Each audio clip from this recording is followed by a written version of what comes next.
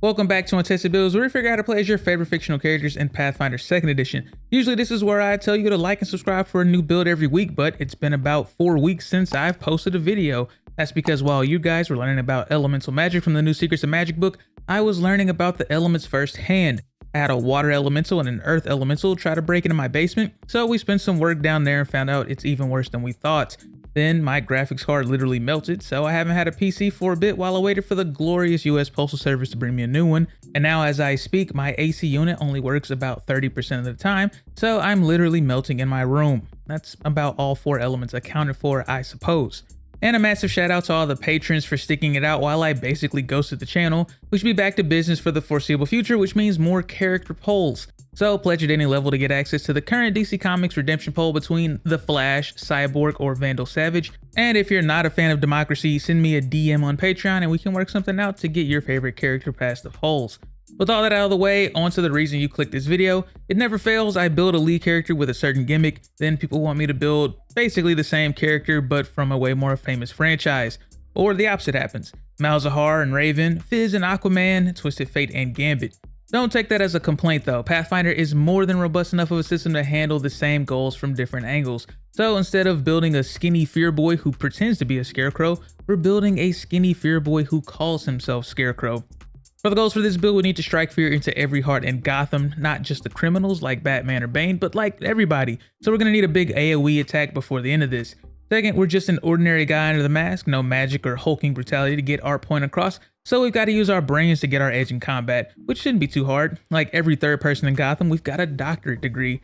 And third, we've got a bit of a substance abuse problem, which is also par for the course for Batman villains. We're more of an enabler this time around though. We never touch the stuff, at least not if we can help it. For our stats, we're starting with 16 intelligence and dexterity. We're not a super genius, but we did finish medical school and we got made fun of for our lanky frame, but our agility lets us get away from the worst of the punishment the bullies could dish out. 14 charisma, we dabbled a bit in stage acting and it takes a flair for theatricality to pull off costume villainy. 14 strength, we've got to be able to carry around all that fear toxin everywhere we go. We're dumping 2 stats this time around, wisdom, because even though we're a doctor, we don't exactly help people. And constitution, never dump constitution, especially if you're not getting legendary armor proficiency, but Batman takes us out in like 1 punch, and we are 0 on 20 against our own fear toxin, and that's a fortitude save, so you've been warned. For our skills, we'll eventually be legendary in crafting, so we can reliably pump out chemicals without the authorities catching wind of our operation. Legendary intimidation, the toxin only goes so far. A bit of external stimuli can go a long way. Master medicine and deception, these kind of go hand in hand since we're more interested in having our patients succumb to their fears rather than overcome them. But we somehow keep finding work as a psychologist. And we're trained in all of these things. Some are in character, some aren't, but big brains come with big skills and it means we're more useful in the inevitable villain team-ups. If Scarecrow was an ancestry, we'd go with that, but it isn't, so human it is. Specifically a skilled human for training in medicine and automatic expert medicine proficiency at level 5. Deranged psychologist is classic Scarecrow, but I like the political terrorist angle they took with the Arkham Knight version of the character. The Truth Seeker background gives us a bit of that anti-establishment flair with training in deception and politics lore, along with the lie to me skill feed. Meaning we can use our deception DC in place of perception to determine if someone is lying to us, which will be really helpful considering our dismal wisdom score.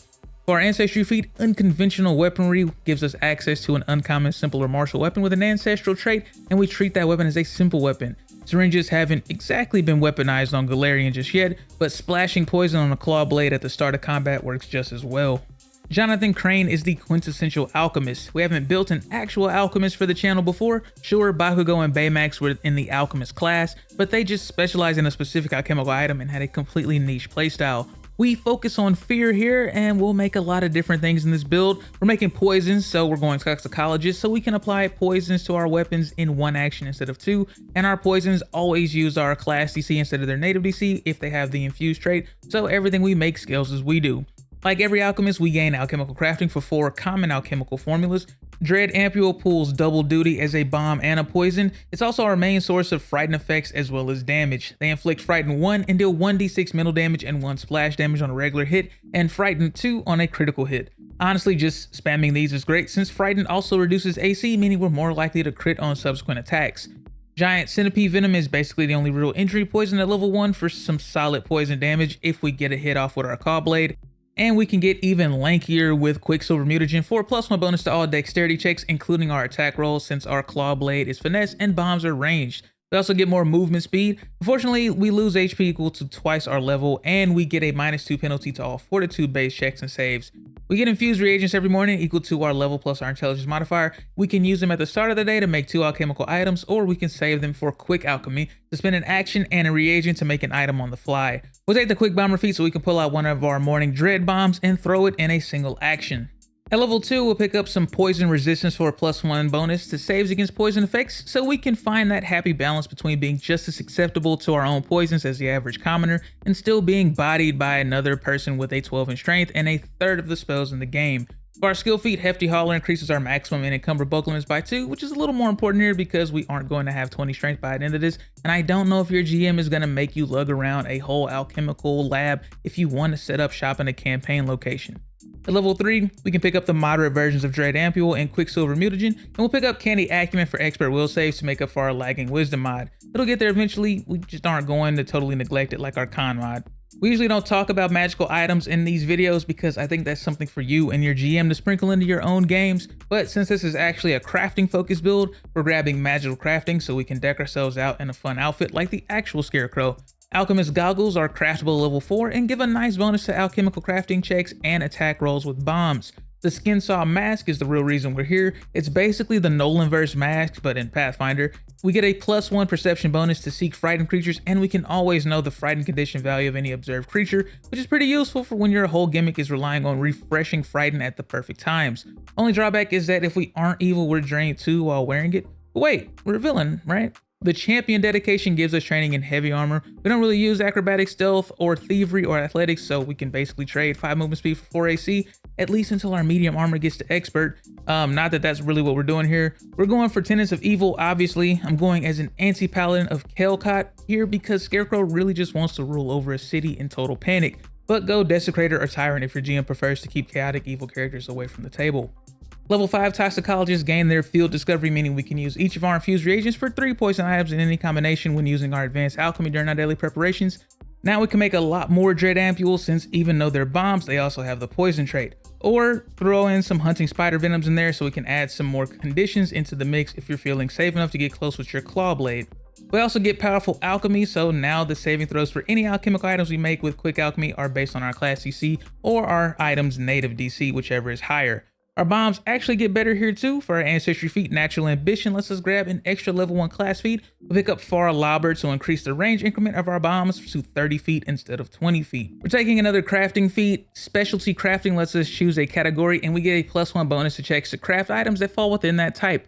We're obviously going for alchemy here. Take every opportunity your GM gives you to make a batch of something. If Dr. Crane can secretly have a giant cauldron of fear toxin in the basement of Arkham, then you can too. And we want to save as many infused reagents as we can since we're going to start using our quick alchemy a bit more. Debilitating bomb lets us add our choice of the dazzled, deafened, or flat-footed condition, or a -5 foot speed penalty to a bomb we make with our quick alchemy, so long as we make something 2 levels lower than our current level. Flat-footed being the most interesting option since it would stack with the frightened condition from our Dread Ampule for potential -4 to an enemy's AC. Combine that with the +2 to our claw blade attacks from Quicksilver Mutagen, and the multi-attack penalty doesn't really mean much anymore. Level 7 toxicologists gain alchemical weapon expertise for expert proficiency in simple weapons, alchemical bombs, and our claw blade. Iron will for expert will saves again, and perpetual infusions so we can make 2 lesser dread ampules or giant centipede venoms with a single infused reagent with quick alchemy.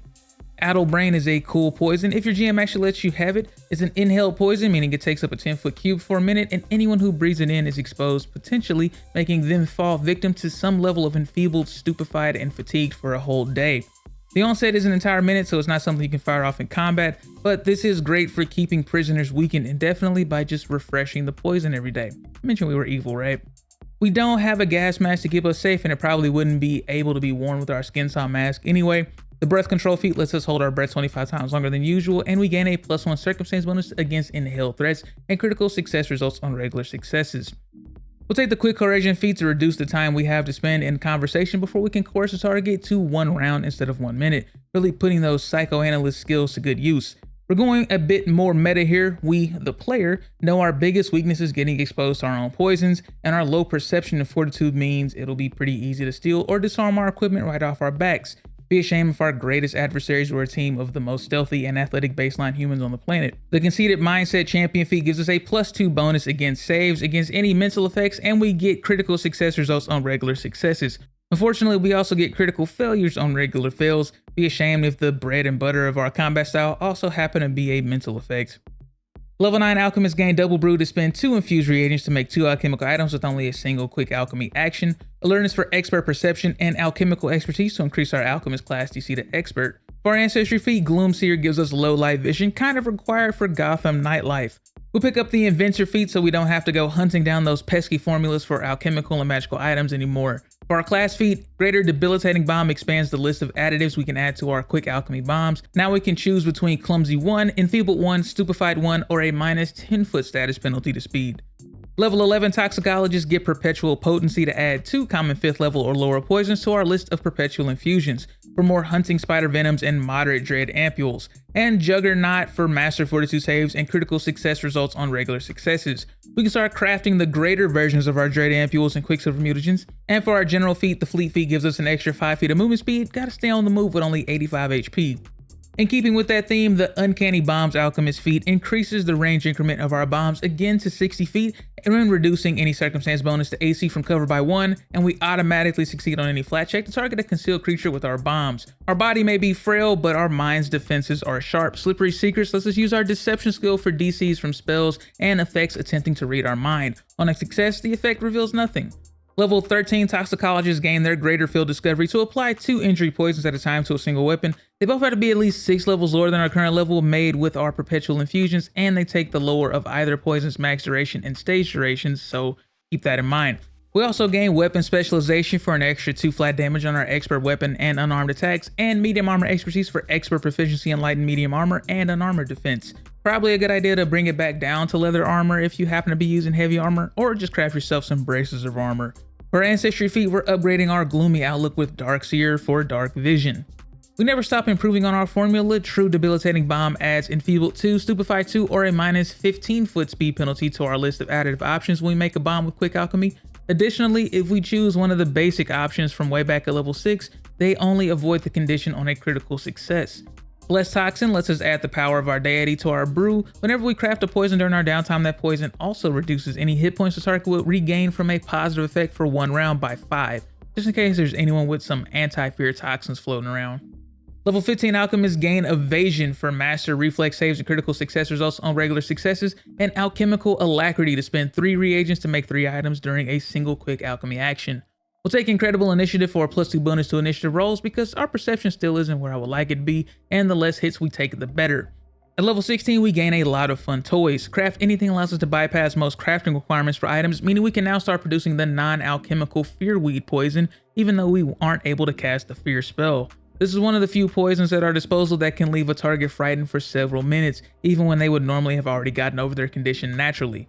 We have 2 new alchemical items to craft as well, in Nightmare Assault to inflict flat-footed and confused or stupefied as an inhaled poison, and Frenzy Oil, another contact poison which can make creatures quickened and attack nearby creatures indiscriminately. You never know how someone's going to react to the fear toxin.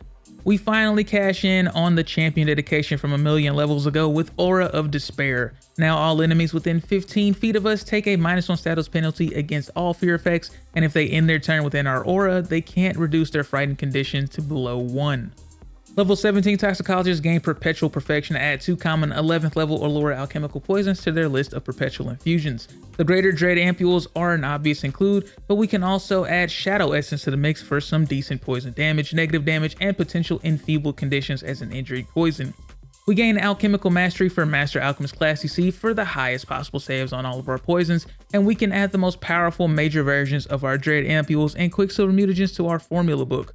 For our Ancestry feat, Stubborn Persistence lets us ignore gaining the Fatigue condition by passing a DC 17 flat check. A lot of late nights in Gotham, especially when you're trying to take down a man who literally sleeps in 30-second bursts. We'll pick up Lasting Coercion, so NPCs will still comply with our requests for a week after we successfully coerce them. For our class feat, Perfect Debilitation upgrades our Debilitating Bombs again. Now when we use Debilitating Bomb to add effects to our Dread Ampules, the target only avoids the added effects when they crit the save. Level 19 Alchemists gain Medium Armor Mastery for Master Proficiency in Light and Medium Armor and Unarmored Defense. We'll pick up Impeccable Crafter, so whenever we succeed on a crafting check to make an alchemical item, we critically succeed instead, meaning less gold and materials wasted in the process. For our capstone feat, Plum Deluge lets us spend 3 actions and 3 of the same contact poison and convert them into a gas that affects a 20-foot burst anywhere within 60 feet. This is a great use for our Fearweed or Frenzy Oil, since this ability bypasses the onset times of any poison when used. For our final skill feat, Scared to Death lets us take advantage of our enemy's compromised emotional state on a more personal level. We attempt an intimidation check against the target's will DC, which should already have a penalty thanks to the frightened condition. And if we critically succeed, they'll have to attempt a fortitude save, which again should be lowered thanks to frightened, against our intimidation DC, playing if they succeed and dying immediately if they don't. But now that we're level 20, let's go over the pros and cons of this build. For starters, we're the ultimate debuffer slash assassin. In fact, the only thing that will push our effectiveness further is an actual assassin dedication, but that wasn't really in character here. One-on-one, we're a nightmare, lowering their AC with Dread Ampule to give the frightened and flat-footed condition for a double penalty to AC, then following up with another bomb to inflict a speed penalty, then another to inflict dazzled, all the while refreshing their frightened condition. Once they can't defend themselves, move effectively, or even attack back reliably, then you go in for the kill with the Poison Claw laced with your most powerful poisons. In a party, we're even worse, giving enemies flat-footed from a distance for the rogue, handling fear bombs for the fighter to throw, poisoning everyone's weapons before an encounter, with the intelligence to recall knowledge and call out enemy weaknesses consistently. Now for the bad, we really rely on getting that first attack off to start the chain of negative conditions. We're going to have a bad time if their native AC is too high for our expert attacks to handle. Second, our initiative isn't the best until very late levels, meaning we could be acting last in our encounters and dying before we get our chance to mentally destroy anyone. Couple that with low HP and the fact that a good amount of high level enemies are just straight up immune to mental and poison effects, and we're probably better off just terrorizing the commoners in Gotham anyway. Thanks for tuning in to another build. Quick shout out to all my patrons once again for supporting me. You can see their names on the screen now. And if you would like to support the channel directly, join the Patreon so you can vote in the current DC poll between Cyborg, Flash, or Vandal Savage. And until next time, stay safe, take care, and play more Pathfinder.